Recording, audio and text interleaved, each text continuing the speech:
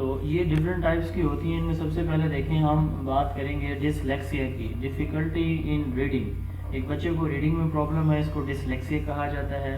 یا ایک بچہ بولنا لیٹ سیکھتا ہے, یا نیو ورڈز کو بہت مشکل سے بہت دیر کے ساتھ بولنا سیکھتا ہے, یا ورڈز کو آپس میں جوڑ نہیں سکتا. تو یہ ساری جو ہے وہ ریڈنگ پرابلمز ہیں, تو اس کو ڈسلیکسیا بولا جاتا ہے. ڈسگرافیا رائٹنگ کے پرابلمز کو کہا جاتا ہے. ایپریکسیا جب بچہ ڈفرینٹ ورڈز کو آپس میں اکٹھا کر کے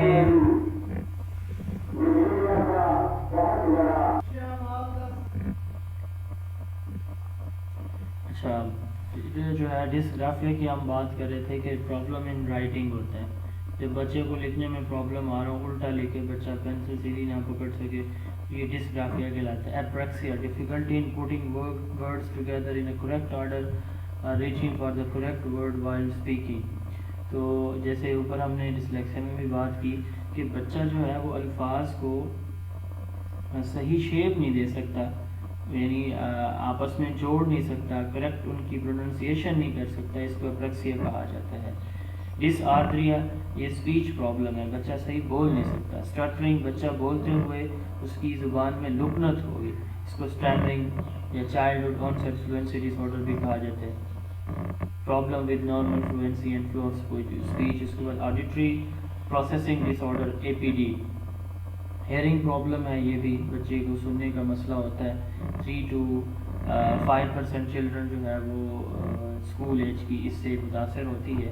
ہیئرنگ پرابلم اے پی ڈی کہلاتا ہے. ڈس کیلکولیا یا ڈس ریتھمیا یہ کیلکولیشن سے ہے, یعنی کیلکولیشن میں ایڈیشن سبٹریکشن میں ریتھمیٹکس میتھ کے اندر بچہ ویک ہوتا ہے بہت. ڈاؤن سنڈروم یہ کروموسوم جو ہمارے ہوتے ہیں, جو ہماری باڈی کے ڈفرینٹ کریکٹرز کو دیکھ رہے ہوتے ہیں, تو ان کی وجہ سے, ان میں تبدیلی کی وجہ سے فزیکل اور مینٹل ریٹارڈیشن بچے کو ہو جاتی ہے.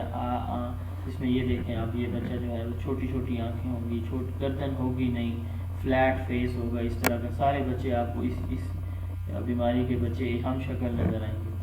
اللہ تعالیٰ محفوظ فرمائے ہماری آنے والی نسلوں کو.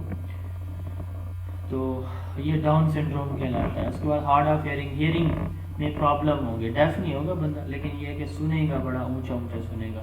ایموشنل ڈسٹربنس, گھر میں حالات اچھے نہیں ہیں تو وہ بچے پہ امپیکٹ ہوگا, بچہ اس سے ڈسٹرب ہوگا.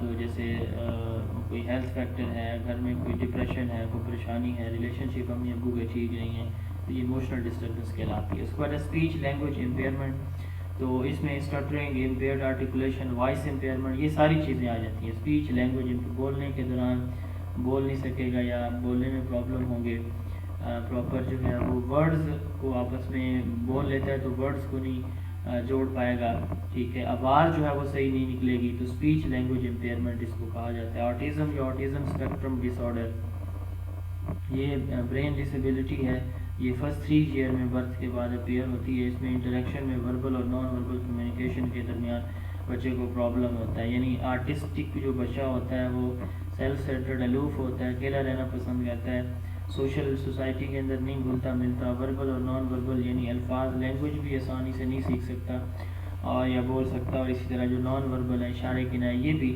اس کو لیے سمجھنا, بولنا, یوز کرنا پرابلم ہوتا ہے. سیریبرل پالسی سی پی مسل کنٹرول پرابلم ہے, اس میں مسل پہ کنٹرول نہیں رکھتا ہو جاتا ہے انسان کا, تو ہاتھ ہے تو ہاتھ جو ہے جدھر مرضی چلا جائے. لینگویج اور اسپیچ ڈس آرڈر بھی ہوتے ہیں, یہ برتھ کے سے پہلے, برتھ کے دوران یا برتھ کے فوری بعد یہ بیماری ہو سکتی ہے. اللہ تعالیٰ محفوظ فرمائے آپ کو, آپ کی نسلوں کو.